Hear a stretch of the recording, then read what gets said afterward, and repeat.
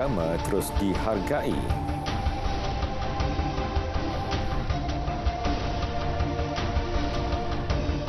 Assalamualaikum, salam Malaysia Madani, saya Muhammad Shah Musa. Sejumlah 103.86 juta ringgit diperuntukkan khusus kepada petugas agama termasuk guru takmir dan kafa di Kelantan tahun ini. Beberapa berita gembira juga diumum Perdana Menteri pada Majlis Rumah Terbuka Malaysia Madani malam ini. Tersebut umpamanya beberapa keputusan baru lebih daripada apa yang diumumkan dalam Belanjawan Madani tahun lalu, iaitu projek-projek yang saya percaya akan dapat membantu membangunkan negeri Kelantan supaya jangan ketinggalan daripada negeri yang lain. Sementara itu, peruntukan untuk petugas agama membabitkan imam seramai 1,170 orang dengan jumlah peruntukan 11.9 juta ringgit dan alaun guru takmir berjumlah 3.68 juta ringgit. Ikhtiar kita untuk baiki dapat. Ada orang kata, bagi di Kelantan pun dia lain sikit. Saya bukan soal. Tanggungjawab saya, siapa yang mengajar dengan baik, siapa dia guru takmir, siapa dia imam yang mengimarahkan masjid, tanggungjawab saya untuk mencari jalan untuk membantu. Bayaran khas RM600 secara one-off juga diteruskan tahun ini.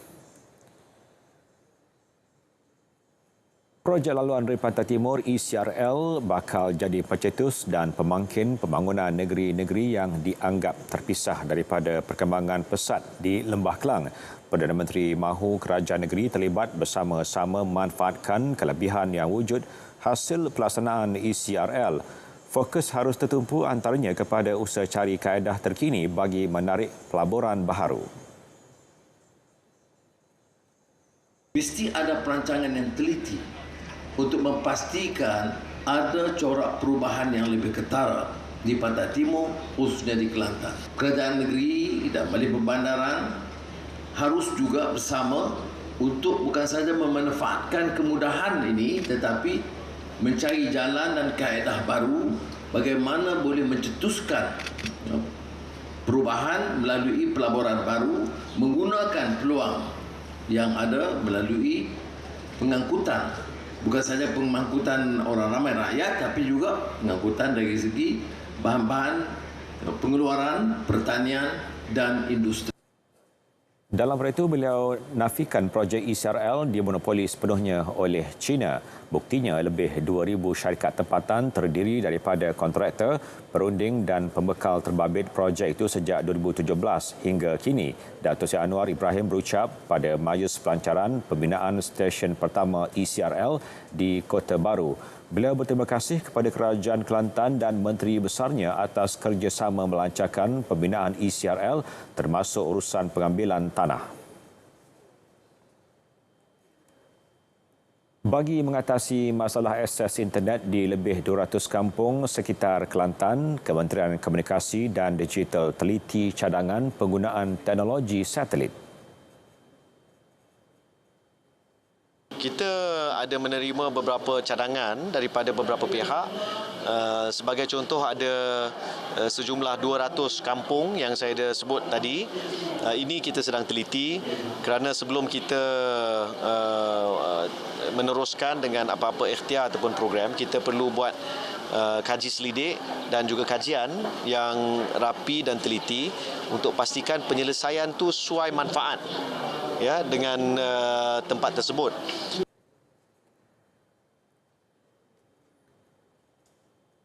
Akta imuniti akan dibentang di Parlimen sebelum akhir tahun. Akta penting sebagai persiapan serta perlindungan dari sebarang kemungkinan tuntutan asing terhadap kedaulatan wilayah dan sempadan negara. Kita menyedari bahawa isu teritorial macam isu Batu Putih, isu Sulu ni bukan boleh dikotak-katikkan. Kita tak boleh mengambil isu territorial rights ni, we cannot take it for granted lah. Kita mesti mempunyai kepahaman dan kemahiran. Mengulas mengenai kolokium tuntutan Sulu, beliau berkata perbincangan bersama pakar-pakar berkaitan telah selesai dan kesimpulan berdasarkan perundangan diperinci dalam masa terdekat. Tindakan Majlis Peguam meluluskan usul tidak percaya terhadap Peguam Negara Tan Sri Idrus Harun merupakan hak Badan Peguam berkenaan.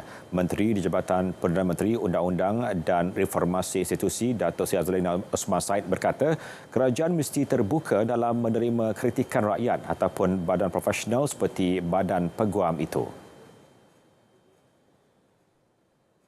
Kerajaan Madani ini kerajaan yang mengamalkan demokrasi dan kita mesti terbuka menerima kritikan daripada rakyat ataupun pada badan profesional.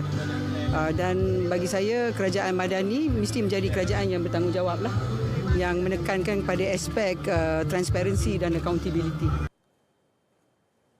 Menurutnya, kerajaan Malaysia Madani akan terus menjunjung demokrasi berparlimen yang diamalkan di negara ini. Beliau berkata demikian pada Majlis Rumah Terbuka Parlimen Pengerang di Bandar Penawar, Kota Tinggi. Lebih 5,000 penduduk sekitar hadir ke majlis berkenaan. Ekonomi Malaysia tumbuh lebih baik daripada jangkaan pada kadar 5.6% suku pertama 2023. Prestasi didorong terutama oleh perbelanjaan sektor swasta. Meskipun ekonomi tumbuh lebih baik bagi tempoh itu, sasaran pertumbuhan KDNK 4.0 hingga 5.0% tahun ini tidak akan diubah atau disemak semula. BNM optimis Malaysia berada pada landasan tepat untuk capai sasaran berkenaan. Growth is projected to average 4 to 5% for 2023 as a whole, anchored by firm domestic demand. Risks to the growth outlook are fairly balanced. The downside risks stem primarily from external factors. Mengenai inflasi bagi suku pertama 2023, beliau berkata kadar keseluruhannya turun 3.4%, manakala inflasi terus susut kepada 3.8% tapi kekal tinggi. Ini mencerminkan permintaan dalam negeri yang berdaya tahan. Bank Negara nafi kenaikan kadar dasar semalaman OPR menyebabkan peningkatan kebankrapan. Tiada angka yang menyokong dakwaan itu. Sebaliknya, isi rumah terus memegang aset kewangan melebihi hutang yang membolehkan mereka mengurus kos pinjaman lebih tinggi. In line with improving income, the quality of household borrowings remains sound. This has also been supported by prudent loan affordability assessment by banks, which help to ensure that borrowers have buffers against rising costs. Impairments remain low and within expectations among borrowers from all income groups. OPR dinaikkan susulan KDNK melepasi paras pra-pandemik, kadar pengangguran menurun dan isi rumah kekal berdaya tahan. Imbangan akaun semasa CAB Malaysia terus catat lebihan 4.3 bilion ringgit atau 1.0% daripada KDNK suku pertama tahun ini. Jumlah itu penurunan 27.5 bilion ringgit atau 5.9% bagi suku sebelumnya. Ketua Perangkawan Datuk Seri Dr. Muhammad Uzair Mahidin nyatakan lebihan CAB tahun ini disokong terutama oleh ekspor bersih barangan. Akaun barangan catat ekspor bersih 39.9 bilion ringgit pada suku pertama 2023, susut 30.9% suku ke suku. Ekspor barangan pula 261.5 bilion ringgit, turun 17.6% berbanding suku akhir tahun lalu. Ekspor utama elektrik dan elektronik, produk petroleum dan kimia terutama ke Singapura, China dan Amerika. Agenda bangunkan industri otomotif akan terus jadi fokus. Ini bagi realisasikan hasrat jadikannya sektor ekonomi strategik yang buka pelbagai peluang kejuruteraan kejiduan. Menteri Pelaburan, Perdagangan dan Industri Tengku Dato' Sri Zafrul Tengku Abdul Aziz menyatakan penciptaan peluang kerja dan pembangunan tenaga kerja mahir antara impak penting dari industri berkenaan selain dapat wujudkan pelbagai peluang perniagaan bagi PKS. Ini membabitkan pelbagai bidang termasuk tenaga boleh baharu, kecekapan tenaga dan sistem tenaga, juga perkhidmatan sokongan bagi kenderaan elektrik.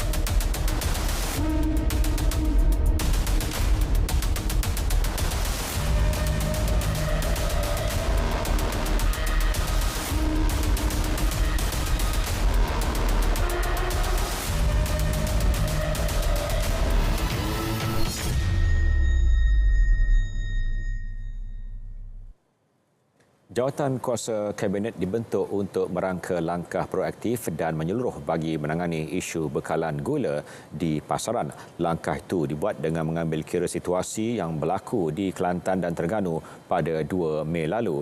Menteri Perdagangan Dalam Negeri dan Kos Hidup KPDN Dato' Sri Salahuddin Ayub berkata 4 kementerian diberi tanggungjawab menganggotai jawatan kuasa tersebut.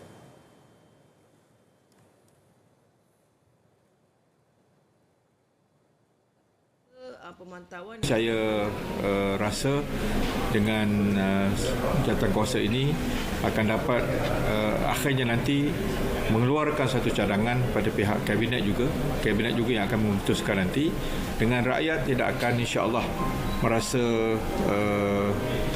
akan menerima kesan daripada kenaikan harga bahan mentah gula ini, dan rakyat akan terus dapat bekalan yang mencukupi.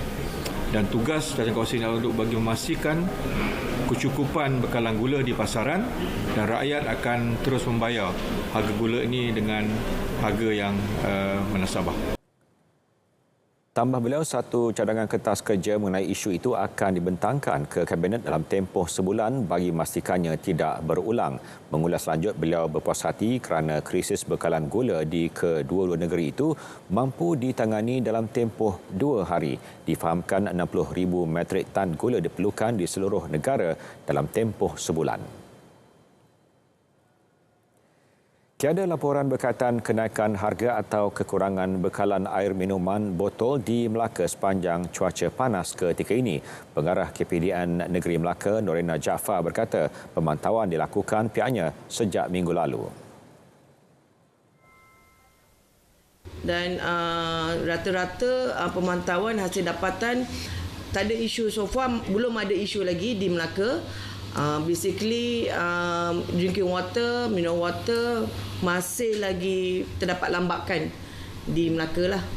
So mungkin kita akan tengok pada bulan 6 nanti, di mana bulan 6 ni dijangka kenaikan suhu akan kita rasa. So mungkin kat situlah kita tengok macam mana keadaan mineral water. Sebanyak 36,000 diperuntukkan sempena jualan rahmah di 6 cawangan Pasaraya Ikon Safe di Negeri Sembilan bermula 12 sehingga 14 Mei ini. Exco Kerajaan Negeri S. Virapan berkata jualan tersebut menawarkan penjimatan dari 6 sehingga 50% bagi 16 barangan mentah dan keperluan harian terpilih. Memang kita buat di setiap don untuk membolehkan rakyat membeli barangan keperluan mereka dengan harga yang lebih rendah daripada harga pasaran. Dia lebih murah daripada harga pasaran lah. Kemungkinan boleh dapat sampai 30% pun ada. Jadi ini inisiatif daripada Kerajaan Negeri Negeri Sembilan. Antara barangan mentah yang menerima potongan harga seperti ayam segar, kubis bulat import, bawang merah dan sabun pencuci pakaian. Lebih 2,000 permohonan bagi serapan jururawat kontrak kelantikan tetap telah dikemuka KKM kepada JPA tahun ini.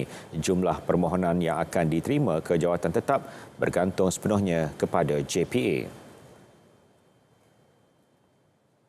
Kita ketika ini kita ada lingkungan hampir 2 ke 3,000 permohonan yang kita ajukan. Walaupun demikian, jawapan daripada JPA sedang dalam perbincangan, kerana kita bukan hanya setakat fokus kepada kejururawatan, kerana number yang kita pohon adalah untuk hampir ke semua skim yang berada di dalam sistem KKM.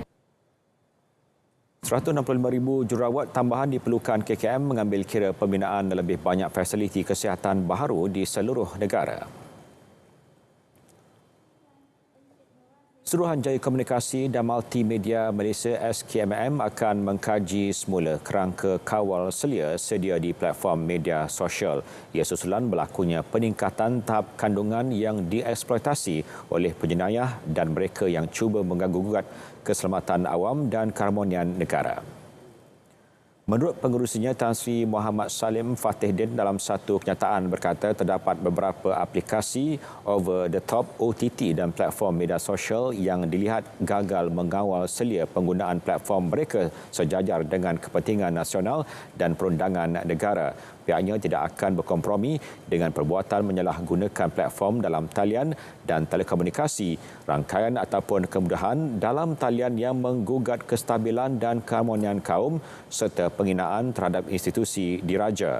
Tambah beliau, kajian semula tersebut termasuk ke atas pengecualian terhadap sesetengah aktiviti selain mengenakan sekatan jenayah dan arahan punitif terhadap entiti yang enggan mengambil langkah segera bagi memastikan aktiviti-aktiviti jenayah yang berlaku dalam rangkaian atau platform mereka dihentikan.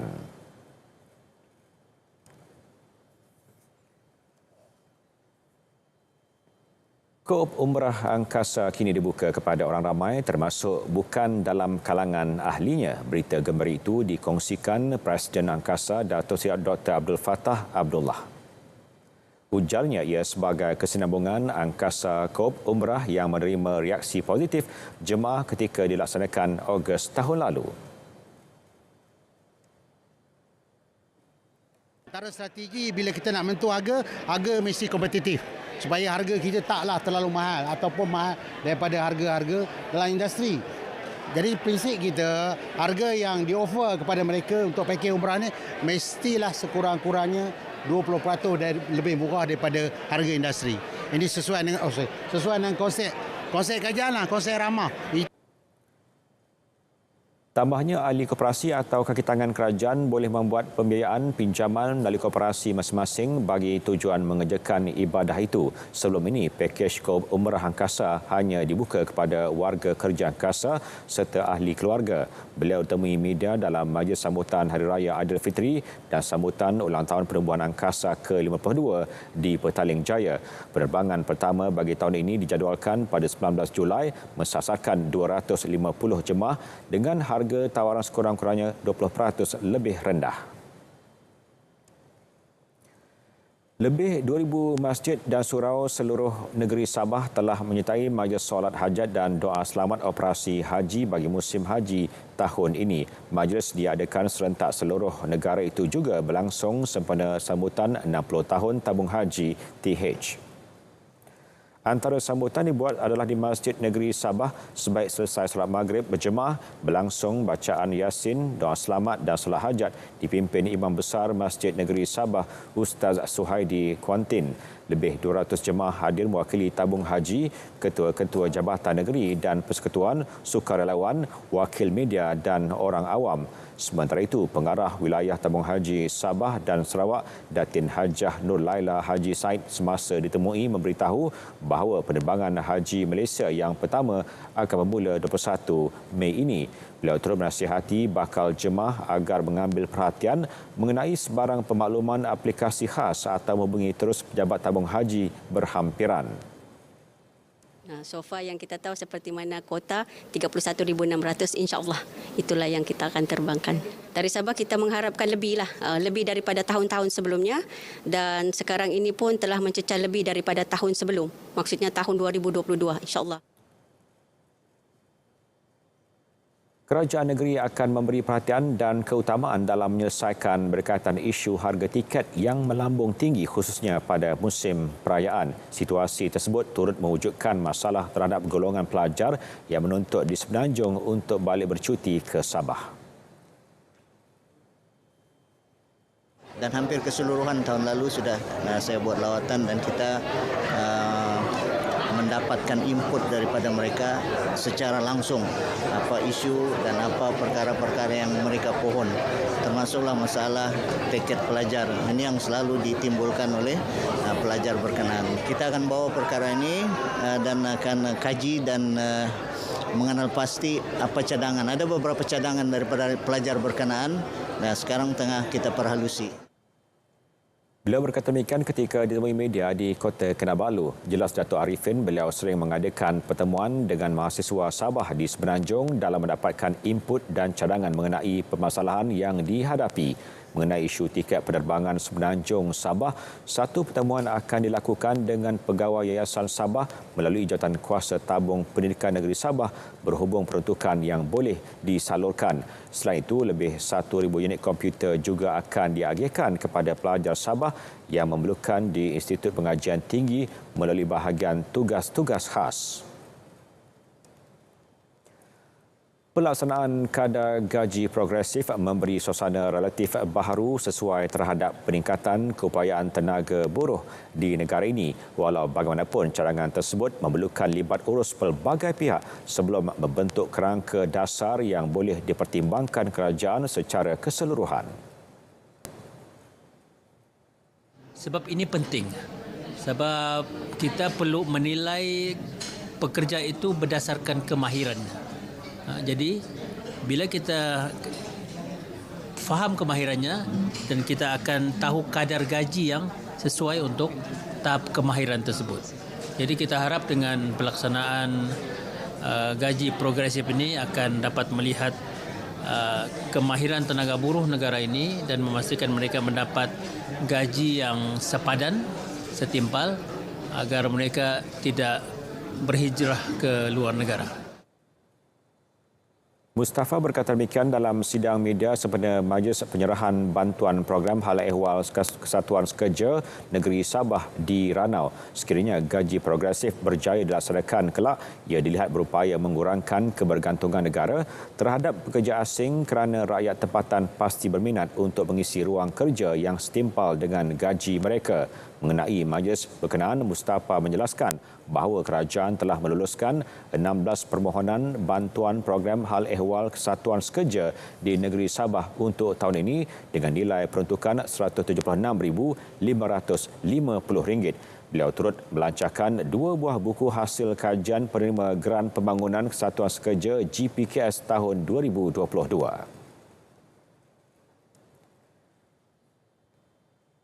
Sementara itu, para majikan diminta agar dapat menawarkan peluang pekerjaan yang sesuai bagi memastikan golongan belia mendapat pekerjaan sekaligus mengurangkan kadar pengangguran.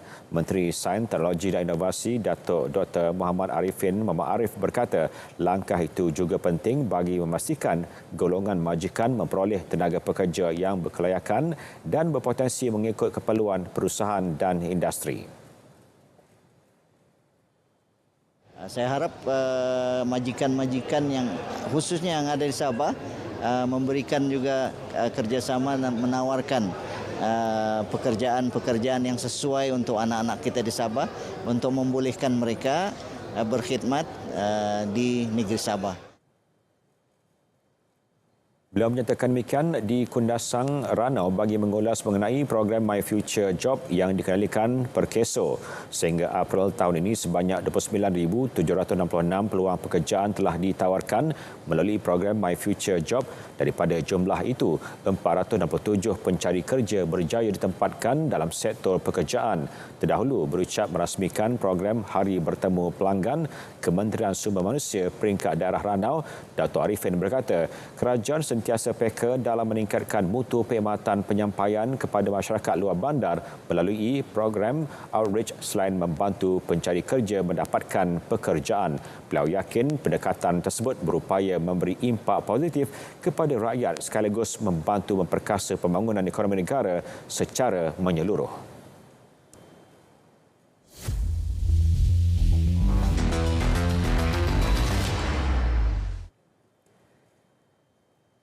Perkembangan Sukan SEA 2023, jagoh wushu kebangsaan Tan Chong Min sekali lagi mencipta sensasi apabila meraih pingat emas menerusi acara taulu wanita gabungan Nandao Nangon hari ini. Turut melakar kejayaan skuad berbasikal buh raya lelaki yang menggondol emas menerusi Nur Amirul Fakhruddin Mazuki. Pada final disiplin Nandao yang berlangsung di Pusat Konvensyen Troy Chavgar, Chong Min mengumpul 9.65 mata untuk mengumpul keseluruhan 19.16 mata. Pingat perak dimenangi atlet Vietnam Pan Thi Tu Bin yang meraih keseluruhan 18.413 mata, sementara Ai Chisar Min dari Myanmar mengumpul 18.303 mata untuk membawa pulang gangsa. Itu juga adalah pingat emas Sukan SEA 2023 kedua yang diraih beliau selepas mengungguli saingan Nang Kuan wanita pada Rabu lepas. Sementara itu, kayuhan bertenaga Nur Amirul sukar digugat atlet lain selepas meraih emas acara berbasikal lebuh raya lelaki individu. Nur Amirul menamatkan saingan tersebut dengan catatan masa 3 jam 22 minit. Pingat perak menjadi milik pelumba Indonesia manakala pingat gangsa diraih pelumba dari Thailand. Beralih ke sangan hoki wanita Sukan SEA 2023, skuad kenalian Muhammad Nasihin Nobli Ibrahim mendapati ramalan apabila tidak berdepan masalah meraih kemenangan 4-1 menewaskan Singapura di Stadium Kebangsaan Morodok Teko. Itu juga adalah kemenangan kedua diraih pasukan wanita kebangsaan.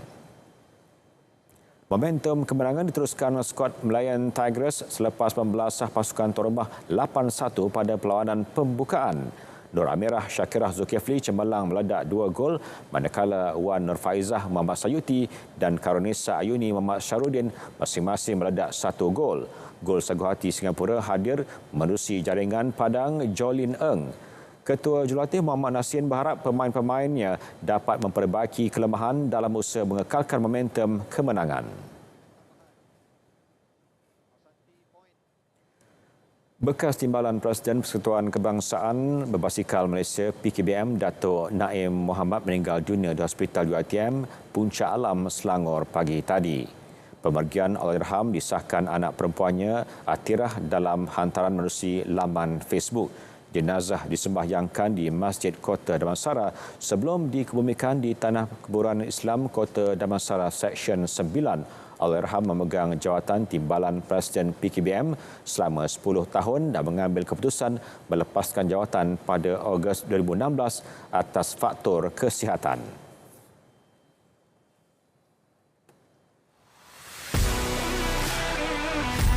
Anda nak tengok pemain bowling baca berita? Saksikan saya Syara Taufifah dalam Stadium RTM pada 13 dan 14 Mei ini.